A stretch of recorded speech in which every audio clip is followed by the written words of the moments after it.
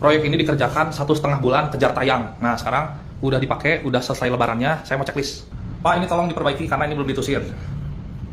Ketinggalan waktu kemarin, nggak apa-apa Pak. Ini bagian area gudang bawah. Ini plinnya ketinggalan Pak, tolong dipasangin. Plinnya masih ada di bawah gudang, nanti bisa hubungi. Yang kedua, ini belum rapi, tolong diperbaiki. Terus yang ketiga itu di ujung. Kalau misalnya ternyata ini nggak mau pakai SPC, pakai vinil, itu tutup aja pakai HPL. Ini tolong dirapihin Pak. Ini ada bagian besi yang baret-baret, mungkin pas masukin barang nih, kena baretnya harus direfinish ulang. Ini nggak keburu kemarin kan, dipasang hand showernya. Tolong diganti pakai rail shower nih, supaya bisa naik turun. Ini engselnya minta ditusir lagi Pak, dirapihin, sama nih yang WC. Kalau yang ruangan ini sih sudah oke ya. Oke lah, cukup. Ini harus diperbaiki lagi nih Pak. Ini mau nyoplok. Terus batanya ini kurang rapi Sama ini lantai nih, terakhir. Ini nyincang nih. Coba dirapihin supaya aciannya lebih benar. Secara keseluruhan mah udah oke lah Pak, tinggal dikit-dikit aja karena kejar tayangan kemarin. Thank you Pak.